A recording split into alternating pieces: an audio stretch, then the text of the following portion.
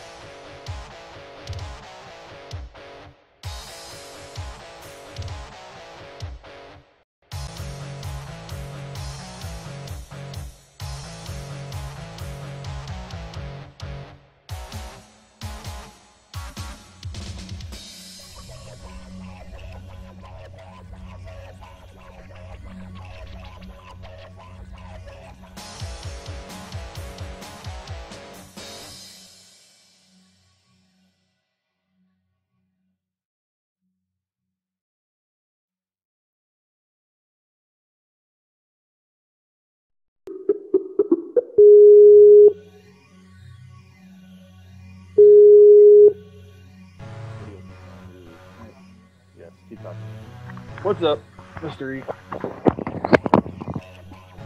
Hello? Shut up, Cole. Yes, I can. Oh, okay.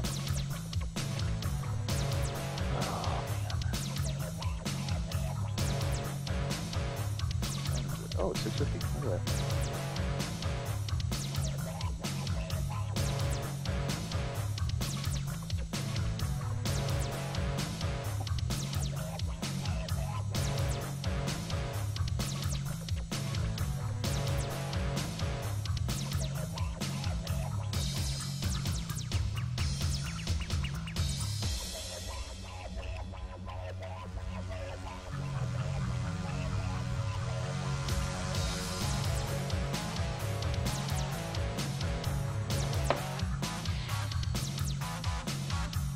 Say what?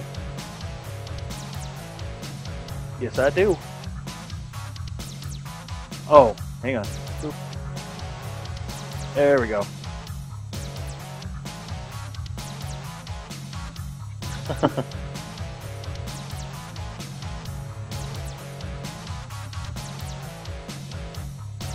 Okay. Okay, cool.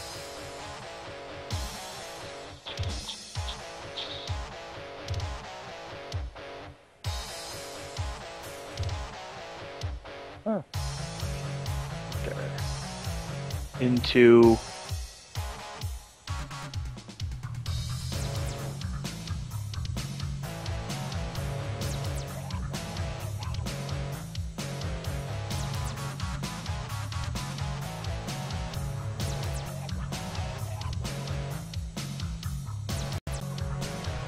when you reinstall the computer, what?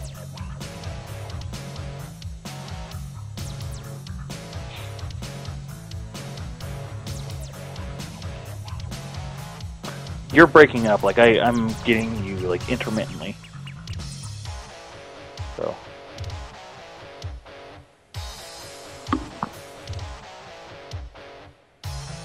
Okay. Yeah, that might help.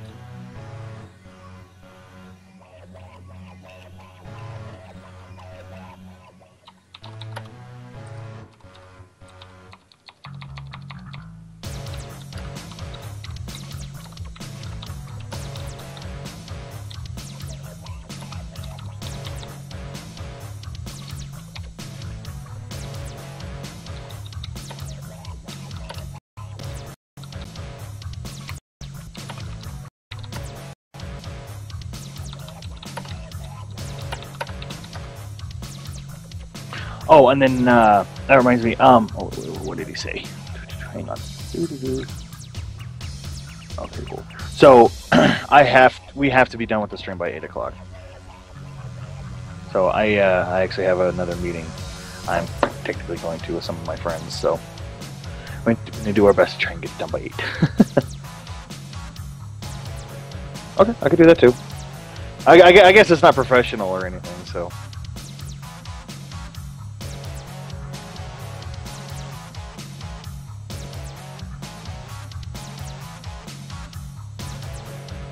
Okay.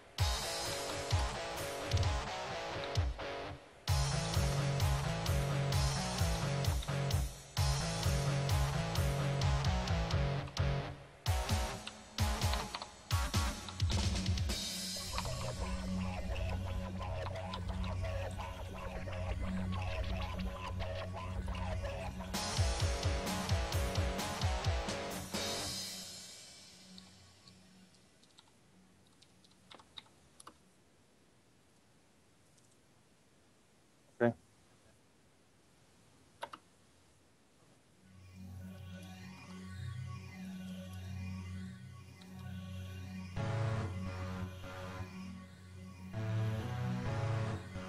Okay.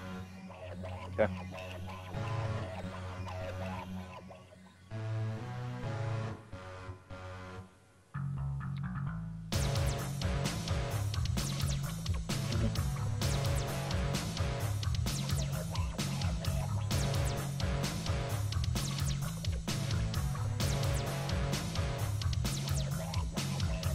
Okay.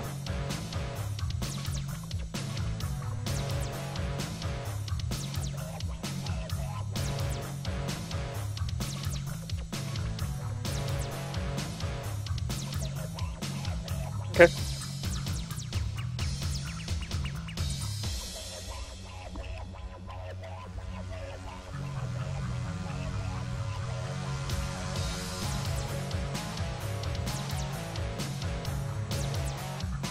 Okay.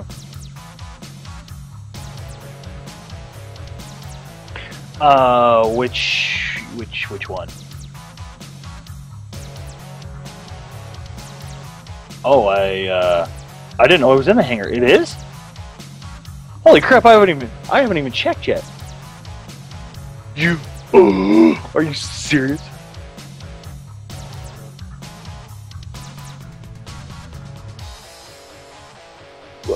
Oh, which is I think the Andromeda, right? Okay, I did not know they were all in the hangar. I did not know that. I'm gonna have to check that out.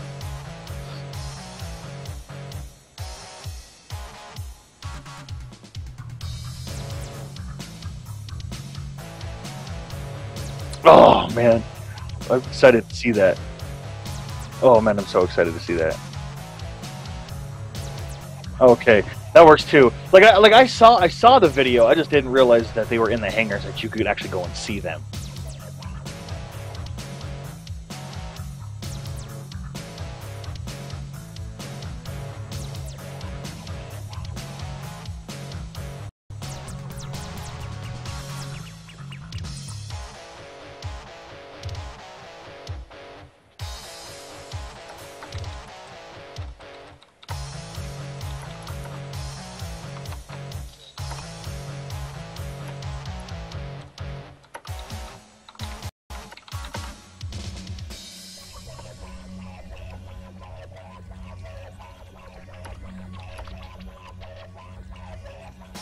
Okay.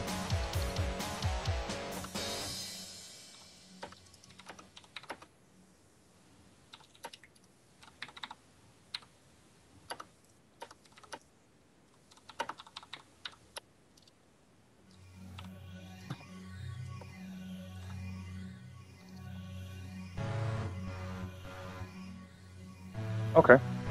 Oh, cool. Awesome. That's really cool. I like that.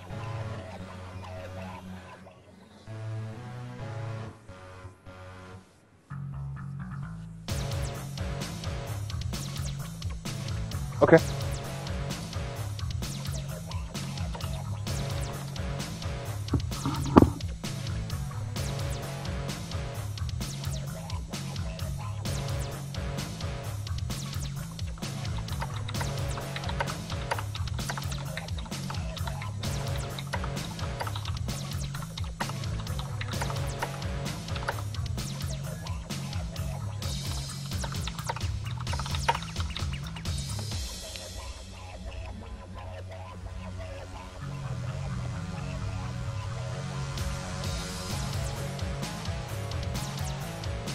Yeah. Yeah, underscore cats lion. Or, yeah, cats underscore lion, yeah.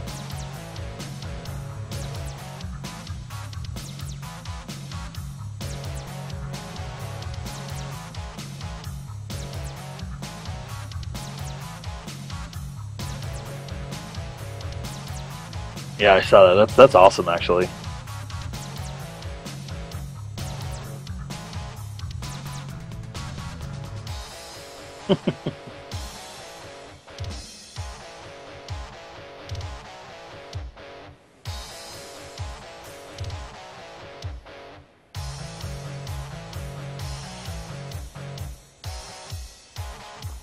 Okay.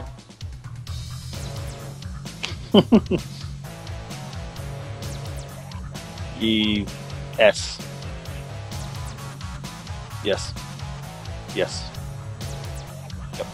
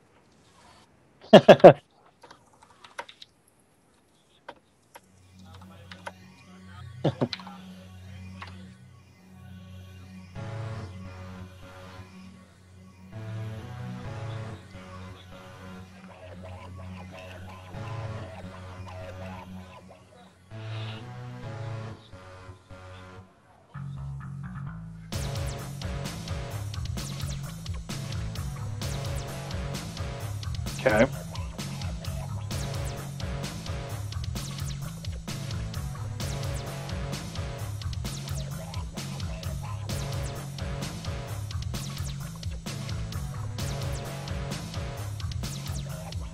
Yeah, it's like, I don't know.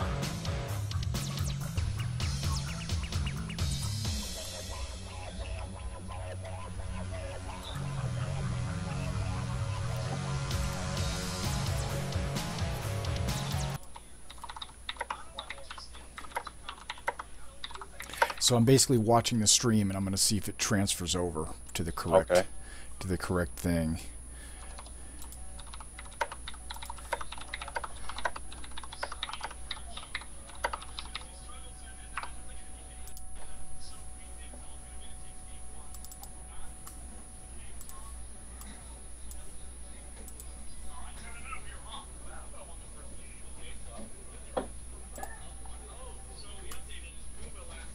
It did. It looks like it did.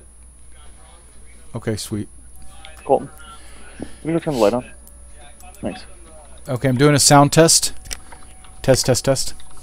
So I'm basically watching the stream. And I'm I've already. I don't need to do it. It's already good. Okay, so here we go. Okay. Very yellow. Huh. I don't like it.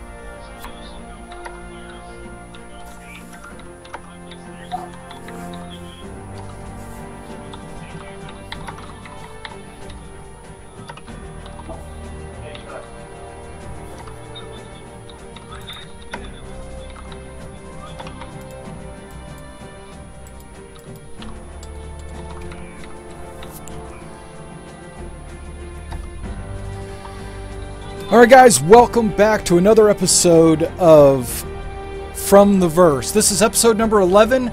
We are going to be talking about the Murry Cup and our interpretations and feelings about that. And we're also going to be talking about the videos that we saw from Gamescom.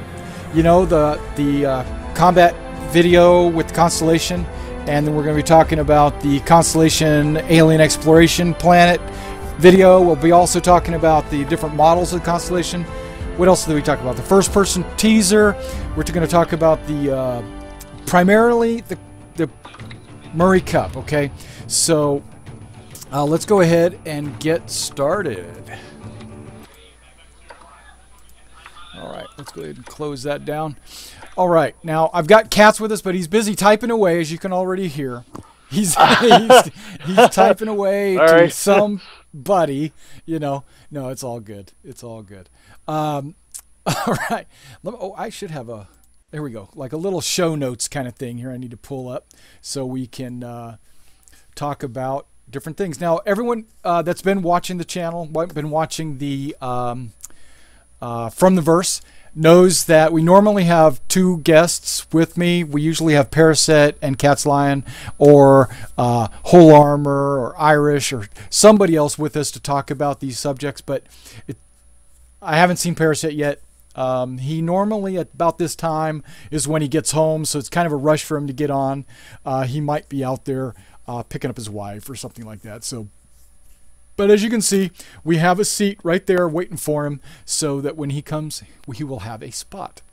And now, let's talk about what we've been doing in the real world over the last couple of weeks to prepare for the upcoming Star Citizen. Like, what have you been doing, Cats? Well, for me, honestly, I've just been keeping up with like the a lot of the posts and things like that. Like I was gone for a week, so I had to catch up with everything.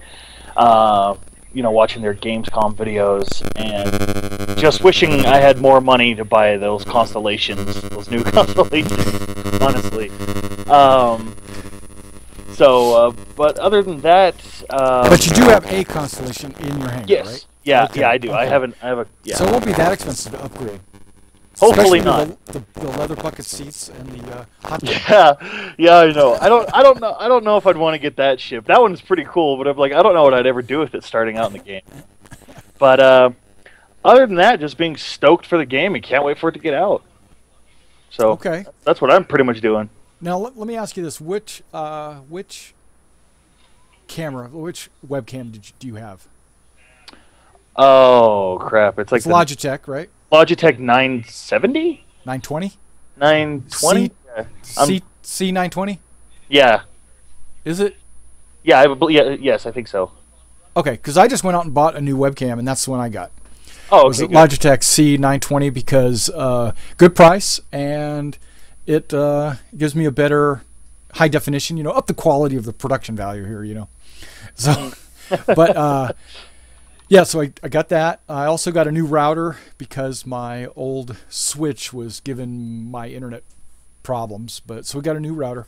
And then what else have I been doing? I've been playing Arena Commander, not as much as I had in the past. I had been playing at least 1 or 2 games a night. Now I'm playing about once every other night, to be honest. But I am kind of waiting to see the Murry Cup when it comes out. I think I'm going to jump on that and play that quite a bit. When there's co-op Vandal Swarm, then I think we're going to play that quite a bit, you know. Yeah. But right now it's kind of the same thing over and over, the Vandal Swarm. I heard that, I haven't played since the most recent patch, or maybe there was like a hot fix or something, but I heard that the aces are now in glaives and not the scythes.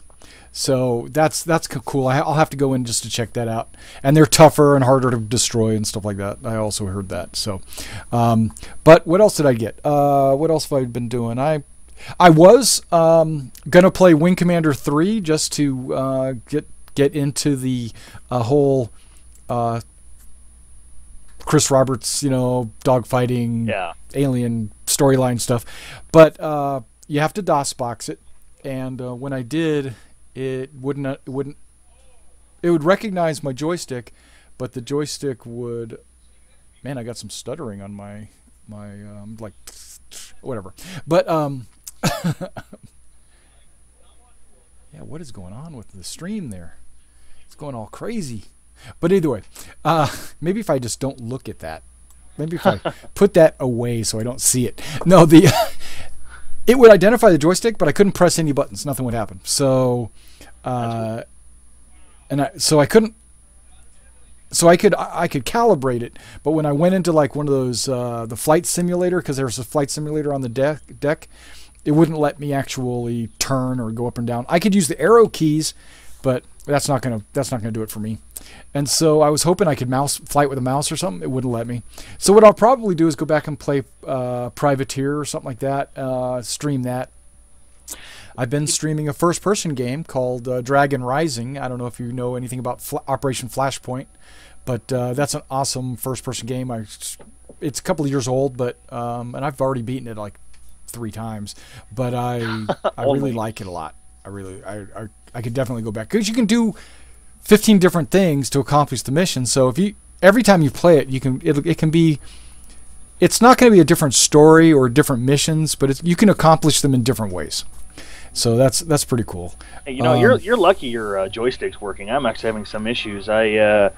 Because I have Windows 8.1, the software doesn't work for it. It basically what it does is it switches my joystick and my throttle. So my throttle thinks it's just the joystick and vice versa. So when I try to like actually throttle, it thinks I'm going forward and to the left continuously, and when I throttle down, it's going to the right and down continuously. And you're talking about the X55? Yeah, the Rhino. Yeah. Yeah. And yeah. So, and like, luckily you're not having any problems because for me, it's from what I am.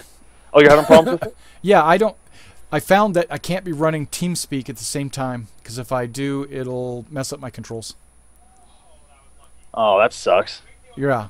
So when there's actually a YouTube video about a guy who discovered this, and he showed there's a fix though, where there's a setting in TeamSpeak that you can adjust to prevent it from communicating with your joystick.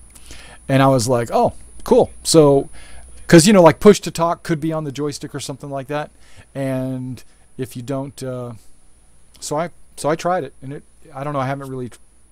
I've made the adjustment, but I haven't tried it yet to see. Mm. But like the software, the game software where you get the where you set the keys, like different keys to do certain things. I haven't gotten that. Yeah. I haven't gotten that to work. For Star Citizen or for the other one? For Star Citizen. Oh, yeah, I think that's going to be a while until they actually get more of the software working. Because from what I understand, you can pretty much, like, I know you can get like presets, but like that's it. Well, this is the software that comes with the X55. Okay. Like change the keys to like certain buttons on the joystick or the throttle to represent certain keys that you would be using on the keyboard. Some of them work and some of them don't work. But then once I tried that TeamSpeak fix, it seems to be working okay now. And then again good. with the next patch, the 0.9, then we're supposed to be customizing our controls anyway. So, or at least a beginning to start customizing our controls, and that'll be good.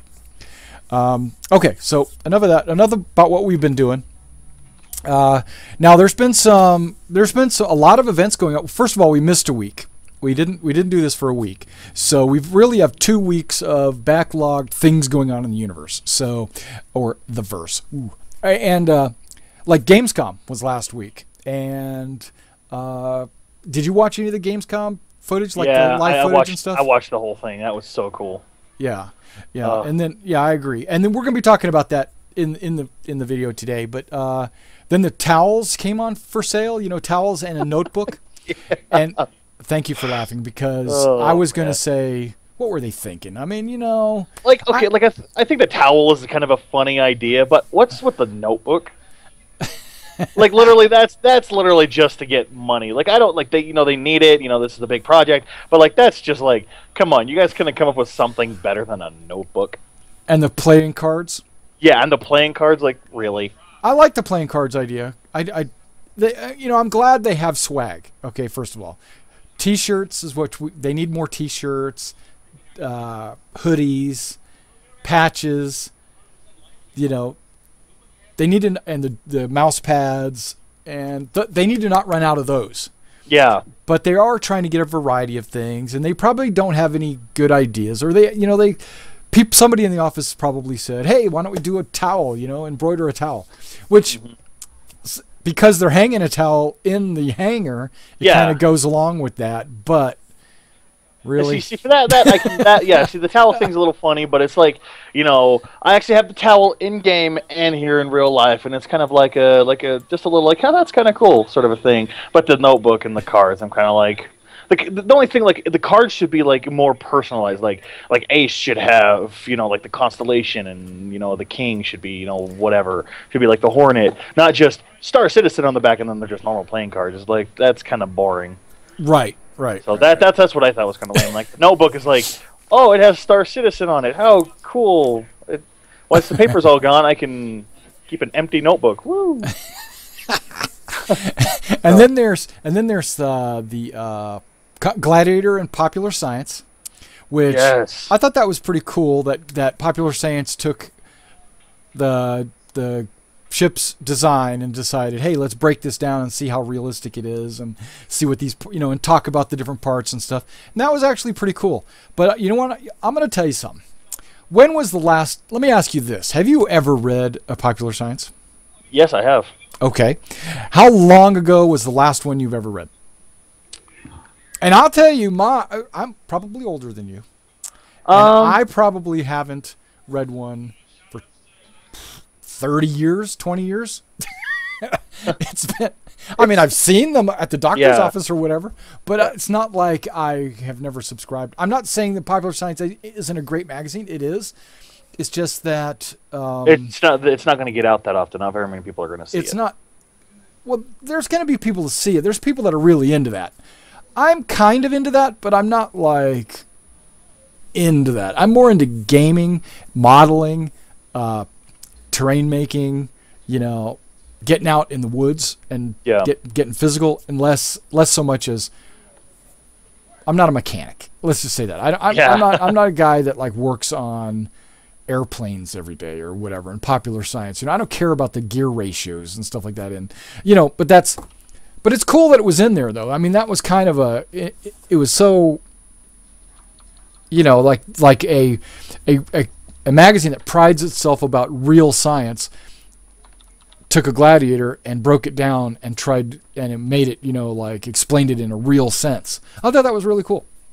I thought that was a good sign that they're doing a good job, and that's probably, they were probably proud of it. You're oh yeah, I don't think they pitched it to Popular Science. I bet you Popular Science came to them. I don't know, but I bet you they did. They said, hey, we see you're doing a really good job here. Or if somebody works for Popular Science, is probably one of our backers. Who knows? Yeah. Okay, so, and what else did we talk about? We got the Constellation lineup, right? We got the, we'll talk about this in just a minute, but we talked about the Constellation lineup has multiple ships, and they took the one constellation that was supposed to be just like I think they're doing with all their ships. They're pretty much breaking them down into models, because I guess it's easier to take a ship that's already 99% finished and then make some minor tweaks and changes to make 4 different ships, like they did with the Freelancer, and the Hornet, and I'm sure they're going to do that with in the 300i. There's only minor or a lot easier changes to make. And they can quadruple their number of ships they have available. Yeah. Well, you got the Andromeda, which I think is the basic model, the one you saw in your hangar since last year. And then they have the Taurus, which seems to be more of the combat version, right? No. It's the freighter. It's the pure freighter? It's the pure transport, yep. Okay, so is the Andromeda more of the fighting one then? Yeah, the Andromeda is the one with more firepower. The Taurus is the transport. The Aquila is the exploration, so I don't know what kind of weapons it will have. And then obviously the Phoenix will have no weapons, and it's a luxury tour. Well, let's go ahead and show the Aquila commercial, and then everybody will get a chance to kind of view that. I think this this commercial is like I don't know how to explain it, but I was super impressed with this commercial. I will agree. Completely so agree. Let's go ahead and check this out.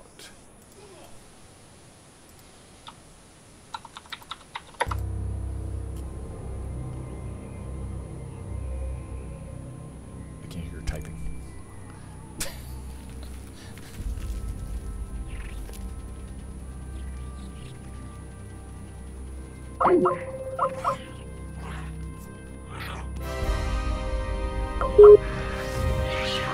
Oops. Did you hang up, No. Mr. E? I'm here.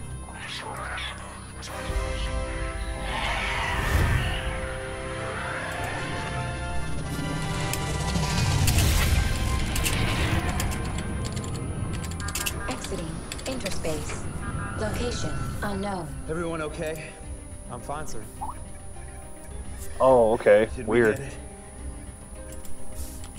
Jump point is started, sir. Good. Cops, we got any contact? No, sir. Scope is clear. Keep looking. Scarlet, take us on the tour. With pleasure.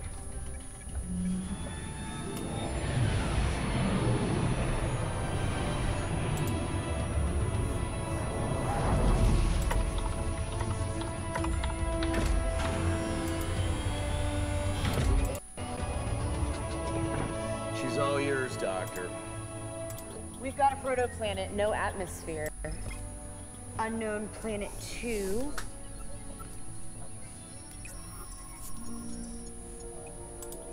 There's an atmosphere. Doctor.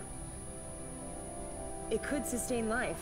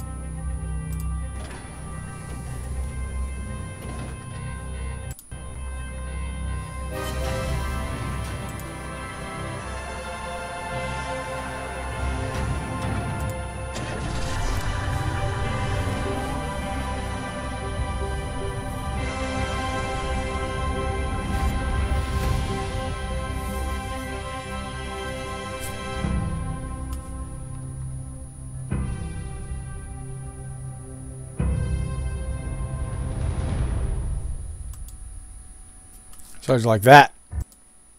Yeah, there was something, some text at the very end. I don't know if you sat down and read that. You know, at the very end of the movie, very end of the commercial, about the, you know, no Copyright stuff. well, no aliens were harmed, and and that it's illegal to communicate with a non-documented alien race. Or make contact with the non-documented alien race per the Fair Chance Act, you know, and so it goes into kind of like, yeah, it's kind of like legalese, but for in fiction, you know, it's pretty cool. It's pretty cool. So, what did you think about that that constellation, the Aquila? It's not for me because, like I said, I'm a merchant. Okay. But regardless, Oh my gosh, I love that front. The front, how it's that rounded instead of the like the triangled shape or whatever. Right. I loved that. I just love the way that just looks. I don't know why, it just is like wow for me. But other than that, like I love all the tech it comes with it, all the functionality that the ship looks like it'll have. I think it'll be great. Like who I know we have a couple people in our exploration group. He's like they're probably going to be wanting that ship. Yeah, it seemed like a pretty cool ship. Yeah. I like the fact that it had the rover, which the rat or whatever they call that thing. It's a badger or something, but it had like 2 lasers on the front, and it looks like it's got a trunk in the back. It looks like it's still only a 1-person vehicle. If you look real close, there's like a guy, he would be sitting in the front, like an exposed buggy kind of thing. Mm-hmm. But it looks like people could hang on or ride it, and then in the back it looks like it's got like a truck bed or something where they could throw rocks or whatever they're exploring, throw a dead alien back there or something. Yeah. But take it back. The armor, right? They were wearing armor where they had some kind of plated vac suit of some kind. It wasn't just your standard flight suit that you see everybody running around in the in the hangar with. So it looks like a little bit more substance to it. They have big giant personal life support systems on their back, the PLSS, and those were in my previous video I said that they could possibly be guns on the shoulder or whatever, but they're not. Those are antennas sticking out of their PLSS. So I'm sure it's communications of some kind. The soles of their feet say RSI, so when they're walking in the dirt, it leaves an advertisement behind. Yeah, I thought that was. I thought that was funny too. I thought that was cool. And then it's got the sensor discs above to like scan the different planets, and that's it's pretty cool. I like it. Every good spacefaring unit needs to have one, but I don't know. Are we really, like you said, we need more cargo holds. We need a bigger cargo hold. Yeah, and that's why I think I'm gonna go with the Taurus or the Aquila, but I haven't really quite made up my mind yet. Yeah. Okay, or you mean the Andromeda? Yeah, the Andromeda. Right. Okay. Well, let's move on to that. There was a couple of other teasers they showed at the Gamescom. One of them was the FPS teaser, right, where it showed the guy in a gunfight, right, and then if the graphics on that was pleasing, it was not what I was afraid was going to happen, and that was. Because Ilphonic, like we already knew, Ilphonic was the first-person shooter company, right? They keep saying redacted, but that's really just a joke. That's not really who they're called. It's Ilphonic, and Ilphonic seems to be doing a really good job with the level of graphics that I guess Chris Roberts demands, and so the. When they're like, okay, I have to make this comment. When he's walking down the hall, right, and then he jumps behind that wall because there's a guy behind an overturned table with a machine gun of some kind shooting at him, and he had other options. He didn't have to. Okay, he peeks, the guy shoots at him. Okay, that was like, okay, who's down there? What's going on? I understand that. That's cool. He pulls his pistol out, and then he just charges down the hallway, shooting, bam, bam, bam. Hopefully, he's dead. But what I'm thinking is, it's my tactical mind thinking, there's a whole nother hallway on the other side of the room. All he had to do, if you look at him, he's against this wall. There's 2 ways to go. He could go straight up the hallway with the gun, or he could go down the other hallway, which is completely... Nobody could shoot him there. Yeah. So instead of going down the other hall, he decides to charge the machine gun nest. Which I understand is just a teaser, and they're trying to show off the graphics, like when he steps in the water puddle and it splashes and stuff. amazing. Like, holy crap. If that's what the Right. game will look like, wow. Holy crap, that'll be insane. Yeah, yeah. Oh, I hope so. I hope it's like that. No, I understand that's a cutscene kind of thing, and cutscenes tend to look better than, because they've been touched up or whatever, they tend to look better than actual gameplay footage. But everything from Star Citizen has been like in-game footage, so maybe that's an in-game kind of footage thing, in-engine footage. But I like the part where it had the camera angle where he's running down and his feet hit the water and it kind of splashes up. That's pretty impressive. I mean, that was good looking. And then the gun, the flashes coming out of the gun was cool. It wasn't Halo. It wasn't the guy jumping up and down, shooting needlers, or whatever. Yeah. And he wasn't running by a health pack and picking it up and getting 15 health, And that's what I was afraid, because Ilphonic has done games like that, like Quake, where you run around just shooting people like an adrenaline shooter. I call that an adrenaline shooter, because you're just running around constantly just shooting all the time. Yeah. Where they're doing more of a first-person sim, and I kind of appreciate that. It's going to be more like Arma. Yeah. Yeah, which is Operation Flashpoint, by the way. Oh, okay, yeah. Yeah, so that game that I've been playing is Operation Flashpoint. It's right, okay. It's pre-Arma. Okay. It's Arma .0. Or Arma 1, if you want to call it that. But also, and then there was the hangar vid where it showed all the different hangars. I thought that was pretty cool, where they, you got to see the manufacturers of the hangars. And not just, because before it was budget hangar, business hangar, deluxe hangar, asteroid hangar, right? Well, now it's not like that. It's the budget hangar isn't a budget. It's I don't remember what the name is, but it's got a name. And then you go to the mid-level hangar, it's got its name, and then you got the high end, Terra and something, I think, or something. But they're the high end hangars, and then it shows like the industrial hangar, which is the asteroid hangar, and it's pretty cool. I like that. I like that, but you would think that a company wouldn't say, "Hey, look at us. Our hangar looks like crap." They're gonna show off. No matter what company they are, they're gonna show their hangar as being a good-looking hangar. Like that budget hangar. Yeah. I think that budget hangar could be easily made by any manufacturer, but I understand the route they're going. They're saying that this company makes low-end hangars for the cheap, and they're. And I think as the game progresses, for right now they'll probably only have 4. What do they got? 4 or 5 companies right now. I think for right now, with the game coming out, they'll be okay. We got these 5 companies that do it, but 5 years down the road, they'll be like, oh, there's an additional 10 companies that create these hangars and stuff like that, and it'll be a wide variety. So for right now, I think it's just what's the word I'm trying to think of? Just they don't have enough time to do all that kind of thing, Right. So.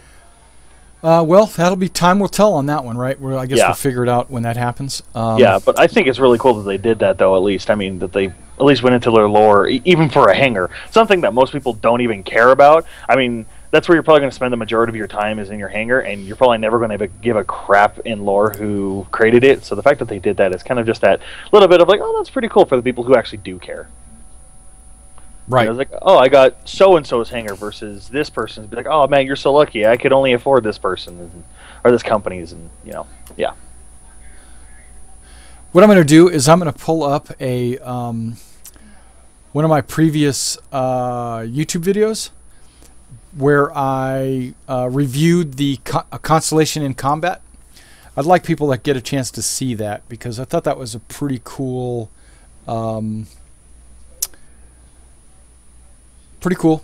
video. I mean, I don't know how to say it. Let's see here. My channel. There it is. Wow. Google. Oh, Yeah. no, never mind. Give me a second. Almost there. Public test? No. Wait. Murray Cup review? No.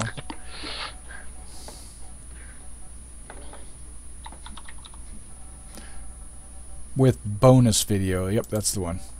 Okay, let me see if I can't get to that portion of the video.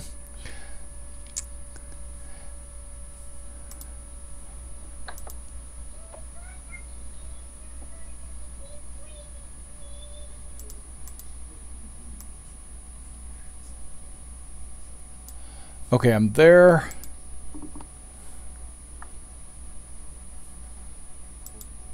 Enjoy.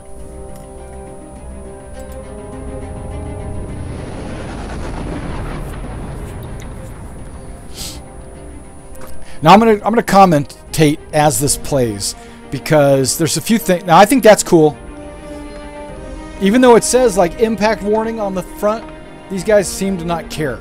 They're just walking around, just la-di-da-di-da. He's making sure his glove's fitting. Okay, that's cool. He's like, yeah, I'm just going this way. Nobody's running anywhere or nothing. And then Chris Roberts right here, the Dread Pirate Roberts, flies up with his cross sabers on his wing. Launches a missile, right? Well, their ship doesn't know this is coming. Okay, they don't have any klaxons going off inside the ship saying, like this is incoming attack. Graphics, beautiful. Okay, I'm okay with that. This guy, he's like, what's going on? Oh shit. I mean, he didn't know anything was happening. Come on. And then, okay, I'm gonna pause this in just a sec. Oh, maybe it was too late. Maybe I paused it too late.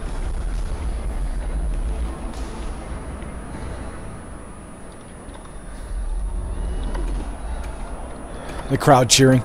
Yeah, because it's beautiful. But there should be a hole in the wall, right? And he should be getting sucked out into space. Is that where they're at? Are they in space with all this air? Maybe they're like in the upper atmosphere, let's say. I think they're actually in like some sort of nebula or something like there's some dust cloud. I think that's what it is. Okay. So I think that may be why they don't know that the ship's not moving. It might be okay. Okay, like he might be able to sneak up low EM and drop some hurt on him. Yeah. Okay, the Constellation's just unloading. Oh, which is so... I cannot wait to fly my Constellation with these. I cannot wait. And then now they've got repeater lasers, which before they just had cannons or something. But they sound deadly. And I think they tweaked the hit points on the Hornet because it's like 1 or 2 hits and they're blowing up. So, making the Constellation look better. But what's that? It's like wreckage. It's half stuck in the turret.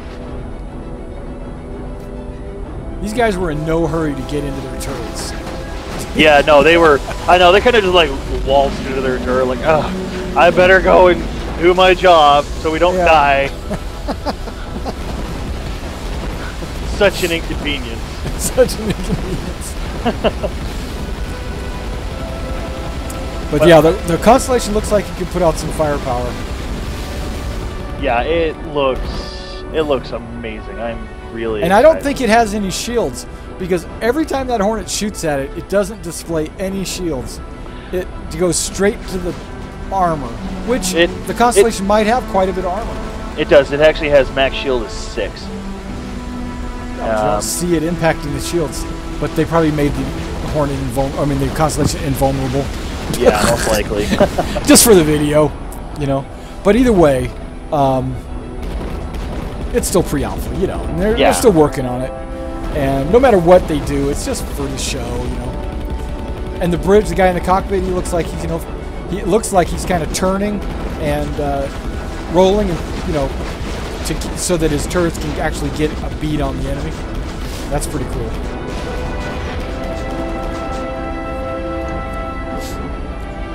Yeah, I'm super excited to finally get our some of our team together and actually start doing in the constellations, or even when we're actually doing the co-op multiplayer. It'll be nice to finally be able to do stuff like this and start working together as a team and being able to, okay, like I'm the captain and the other two people are the gunners, Right, and the cool. fourth That was person is cool the engineer too. trying to The fix the concept. ship, and it'll just be so cool to finally be able to have that ability to feel like you're actually starting to play the game versus just learning and watching and waiting. Right. Yeah, because that's what we're doing now. We're just bug testing. Yeah. But that's okay. That's what we signed up for. Yep. Now let's talk about the main subject of the video. That's the Murry Cup. I'm going to show the Murry Cup trailer, and then we're going to break that down. Okay, we're gonna so pay attention. But we're gonna show the Murry Cup trailer, and then we're gonna break it down.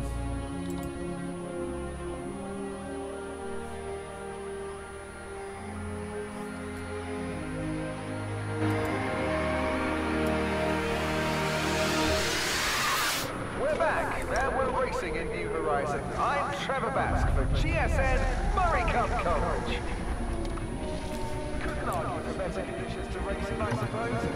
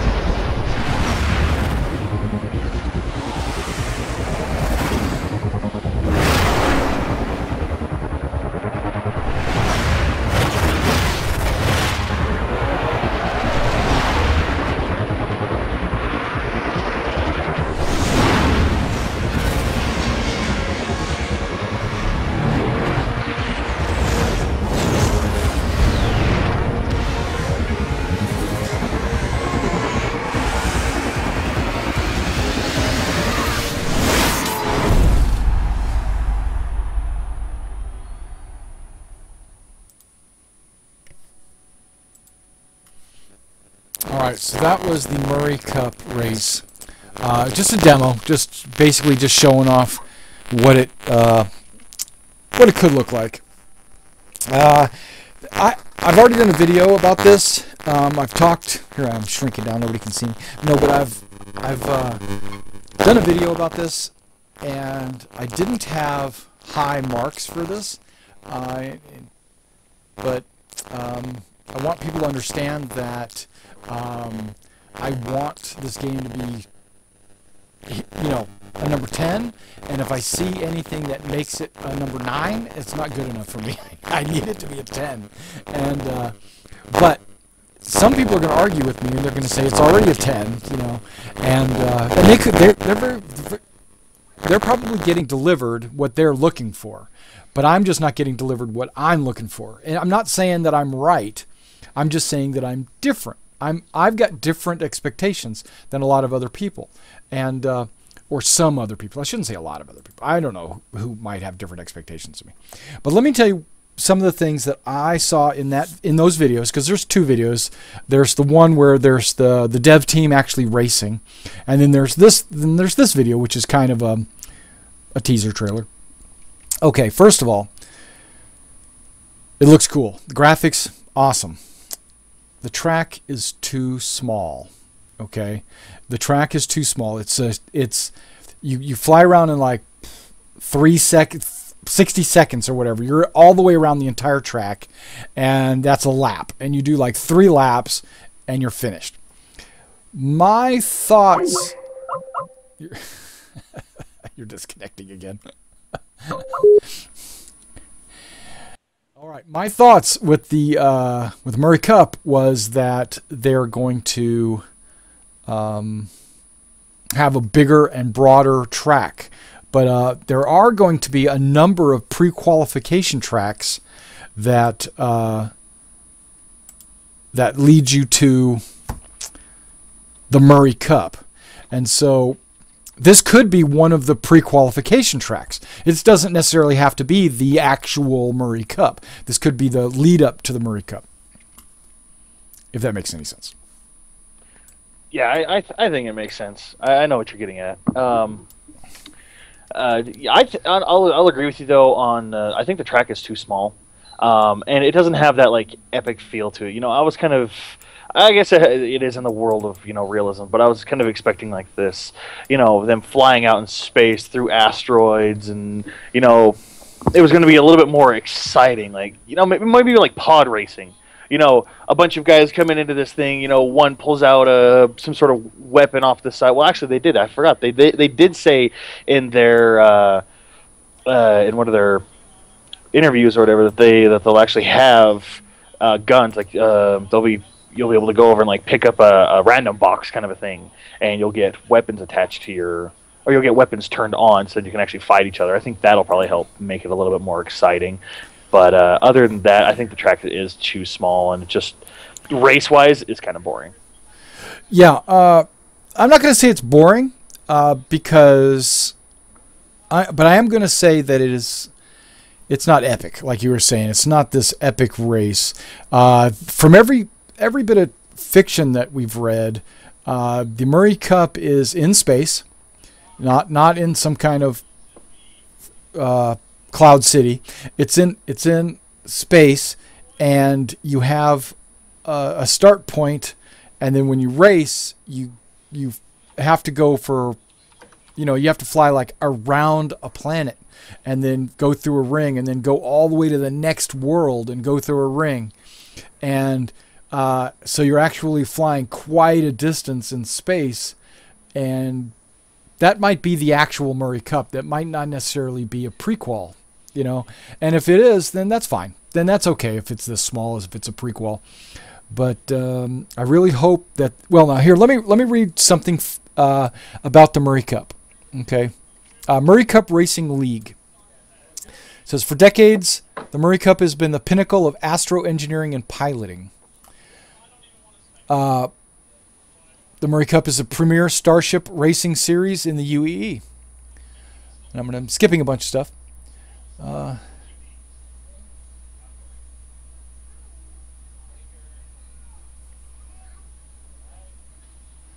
Okay, the first series. The winner of the first Murray Cup was Ian Rickord, a hobbyist engineer and terraformer who beat Ella Nero, a veteran Navy test pilot, in the final race to secure victory. Okay, whatever.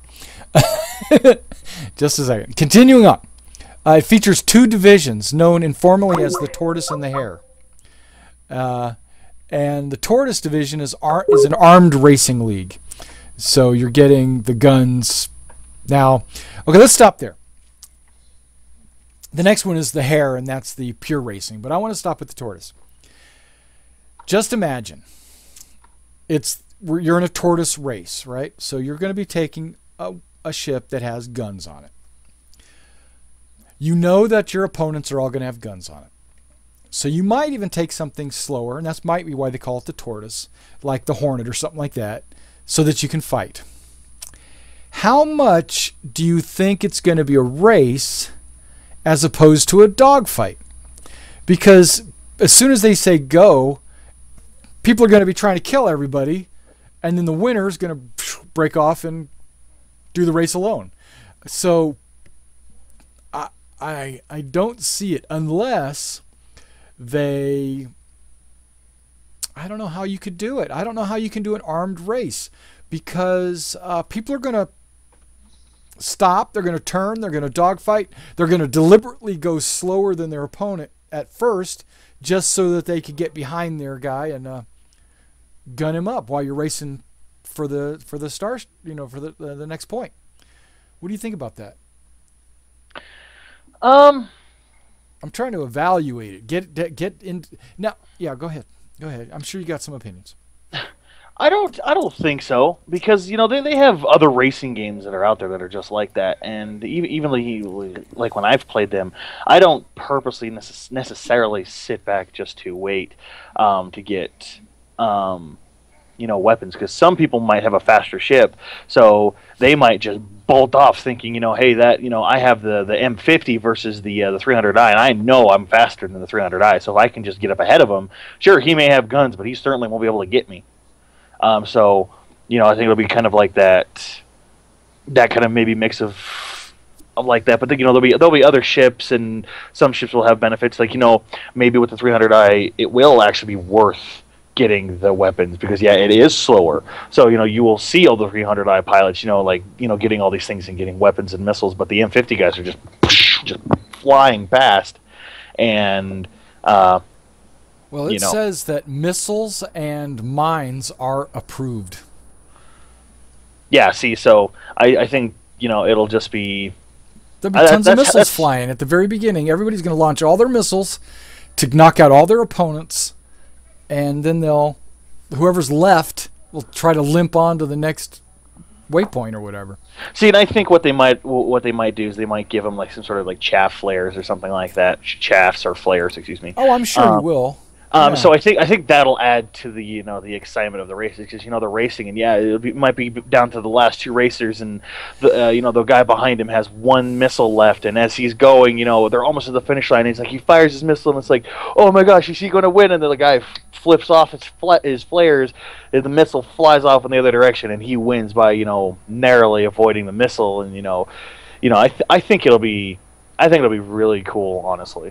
I think that'll be kind of some of the stuff that'll happen. Okay, so if I did an armed race, which first of all I wouldn't, but if I did an armed race, I just take a Hornet and just dogfight. Yeah, I'm just gonna like shoot everybody in sight, and hopefully I damage their engine to the point where they can't move, and then I'll just go limp on over to the waypoint. But I can understand your point, where if you like have somebody that's super fast, and then he takes all of his energy and he puts it in rear shields.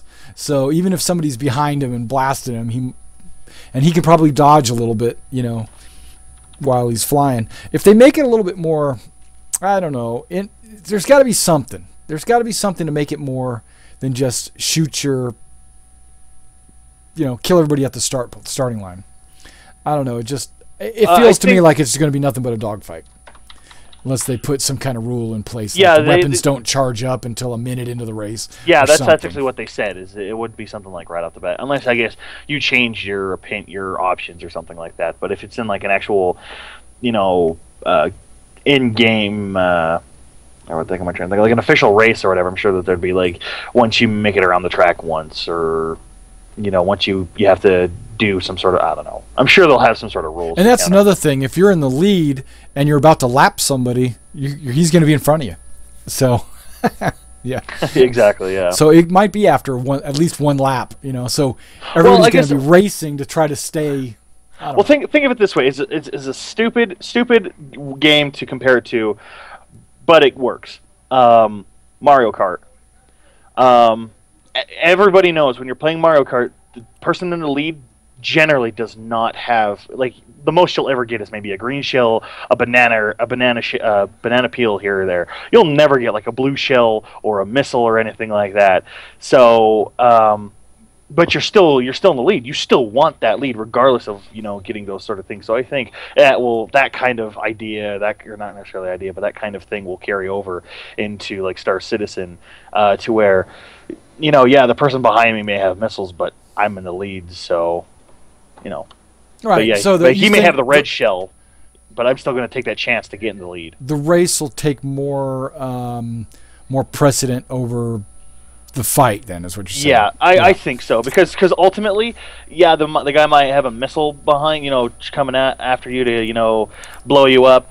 Ultimately, though, if you can get to the finish line first, regardless of him having the missile, you win. So. Right. Well, the second one was the qualification for the Murry Cup Championship. It says it requires participants to qualify from second-tier races known as regulation races over the course of a qualifying season. Only participants finishing in the top 3 of regulation races earn points toward qualification, with winners receiving 3 points down to 1 point, so 3, 2, and 1, right?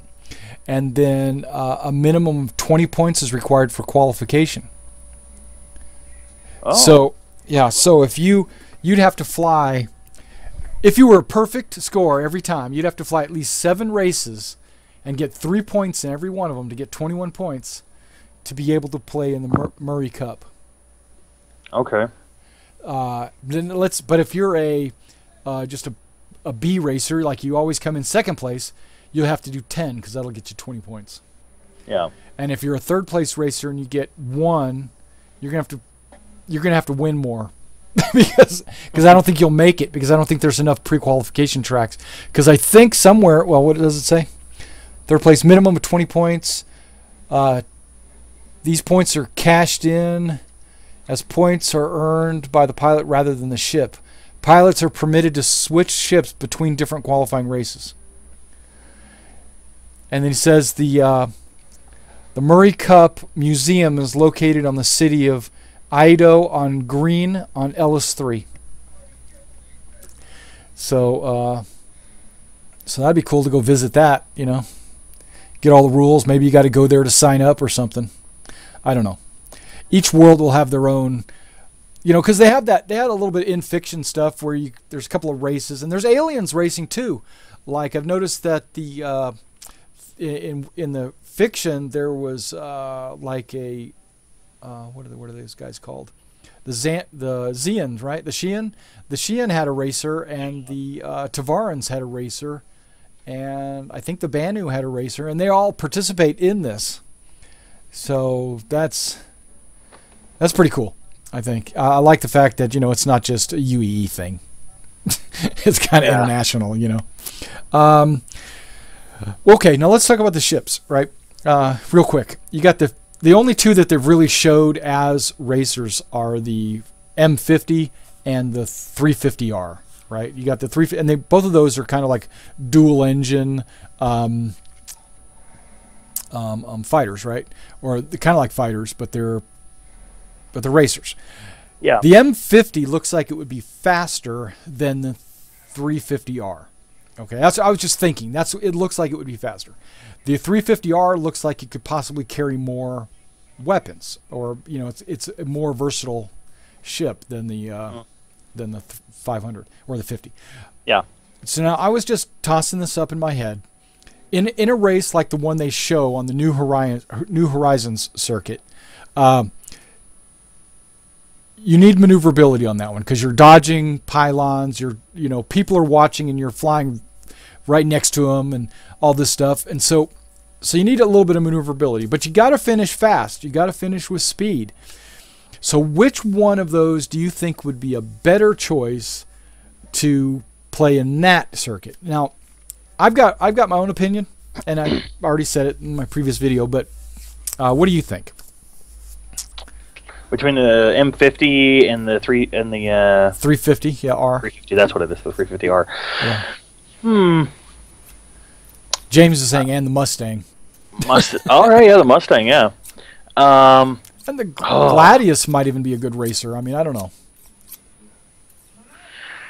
Gosh, I don't know. Like, I guess it kind of comes down to, you know, the M50 is small and have a smaller engine, but because it is smaller, it'll be faster. But at the same time, the 300 has a bigger engine, but it is bigger. So, you know, will that slow it down? I don't know. Like, I would honestly have to look at the specs once the game comes out to be like, okay, this one gets, you know, so much horsepower versus the other one, but, you know, it weighs, you know, 100+ tons more or something like that. So, you know, I don't know. I think coming down to it, I think it might be the M50 that would probably win in a straight race. Right, and this is my pre-assumption. I'm assuming things just based on what I've seen so far, and I don't know the exact numbers. But this irrelevant of the ship and the engine and all that stuff, I broke it down to what's going to win, in my opinion. A fast ship, the faster you can go, no matter anything about your maneuverability or nothing, how fast you can go is going to determine if you win or not. Because, like you were thinking earlier in the combat race, if you're super fast, they can't hit you. So you're out of there. You're out of range by the time they get a chance to shoot you. Another thing, a fast ship can always slow down to make a turn. A slow ship can't speed up to keep up with a fast ship on a straightaway. Yeah. So, yeah, the fast ship is going to be able to go super fast on the straightaways, and then when it comes to a turn, he can just slow down. Just slows down and makes the turn and then speeds up. Where the slow ship is just going to be like a tortoise. He's just going to be going slow the whole time. Yes, he's going to make the turns, but he's not going to be fast enough to win the race. So, in my opinion, you're going to have to constantly tweak your engine, drop weight off your ship. You know, you don't need tires. Get rid of them. You know, or whatever. You take that HUD element out of your cockpit. You know, just trying to lighten the weight because your speed is of the essence. Yeah. And so what I'm afraid will happen is, and then this is I thought about this earlier. If you have a ship or an engine or a combination of ship and engine or something that you can modify and put an engine enhancer on it or something, if you could do all that and make the ultimate racer, okay? I mean, it is the preeminent racer. All the racers will be driving it. Everybody will have that same thing. But if you make it so that no matter what you do, every racer is still going to be similar, then you're going to have a variety of ships racing. You know, like I can make my engine bigger, but if I make it bigger, it doesn't mean I go faster because it's heavier. Or, you know, so they're going to have to keep everybody in the same ballpark, because if one is just better than another, everybody's going to be driving it. I will agree with you on that point. I can see how that can happen, but at the same time, I think that's where skill will come into the game also. You know, where this person may have a better ship, but because this person can pilot this lesser ship better, they will win. That's been proven in... I don't know too much about racing history or anything like that, but I'm pretty sure that has been proven at least once in history. No, that's what I was going to say. No, I'm going to cut you off. I'm going to cut you off. If all the ships are the same, then it's going to rely on the pilot, and the pilot's skill is what's going to make you the winner. Yeah. Right? Now, I do understand that a great pilot is going to be able to pilot an inferior ship, but if you're a great pilot, guess what? You probably have a great ship. Yeah. Yeah. I mean, it is. I mean, I guess the thing that might set it apart is when like in like F1 or I guess in any races, the majority, they all have like the same exact car, but they all are a little bit different. They have their mechanics that will do a little bit of tweaking here, a little bit of tweaking there, and I think from what it sounds like, they're going to be doing that sort of same thing in Star Citizen, not just for racing, but for anything. Period. Just for having a normal ship, you'll be able to tweak your stuff. So I think that might be a little thing that they might add into it, to where you tweak your engine a little bit, your thrusters maybe you'll get a little bit more power out of your thrusters, so you'll be able to do that turn better, where the same person with the exact same ship can't do it as well.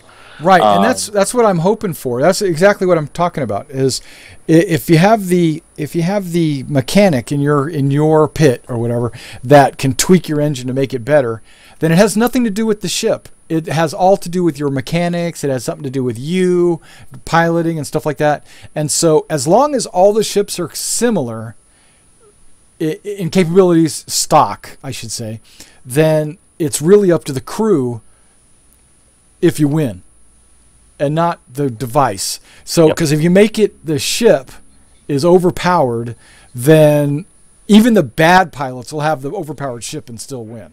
Mm-hmm.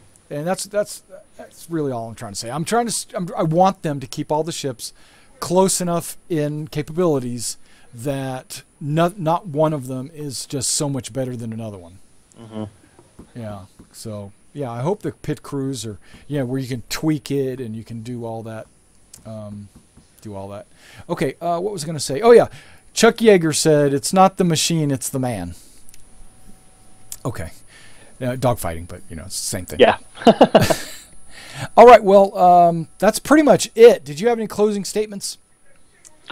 Just that I'm really excited to start getting some more of these. What do they call them? Modules.